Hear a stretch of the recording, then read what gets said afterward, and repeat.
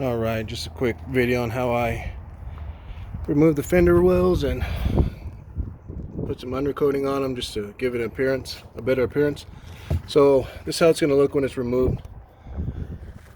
It's held on by 11 plastic rivets. I'll show you.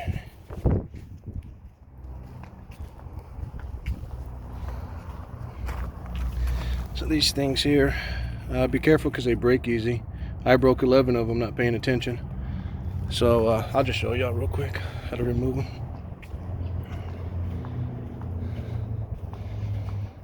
So it's a two-piece rivet. Have this insert, little top hat. So it has a little gap. You can stick a screwdriver if you have one of these. This will help out a lot. Get that underneath. Pull it out. It doesn't have to come out all the way. You know, just a little bit. And then stick your screwdriver or whatever you have underneath the bottom part and pull it out. And then once you go back to put it back on, just stick it back in and push this top piece in. It'll lock into place. So that's that. Not too hard. So now the before, sort of, I kind of sprayed it a little bit, but here's what it looks like, you know, real dry, nasty, ugly. Here's the after. So what I did was hit it with this CRC Pro Strength degreaser, wiped it down with the rag, sprayed it off, hit it again with the CRC, wiped it down with the rag, sprayed it off, let it completely dry.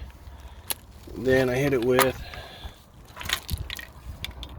Rust-Oleum undercoating and rubberized black. So it does have a rubberized texture, and I mean this stuff, I still have plenty of it left.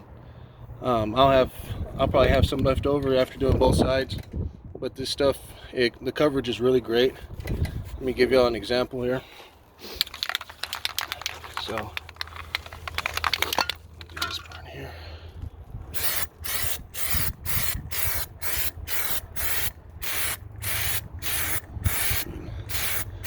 Almost makes me look like a professional. So anyways, that's of course it's not going to be shiny like that. It's going to dry up, have a rubberized texture, but this stuff with this and a rag and some water will definitely increase the appearance of your Hummer, you know, just make it look a little cleaner, nicer. And then afterwards I'll hit it with a little bit of tire shine, just so that it helps protect better, you know. When I go to wash it, the road grime won't stick to it as easy. So hope this helped. Easy job. It takes about an hour to do everything. So I'm gonna do the backs.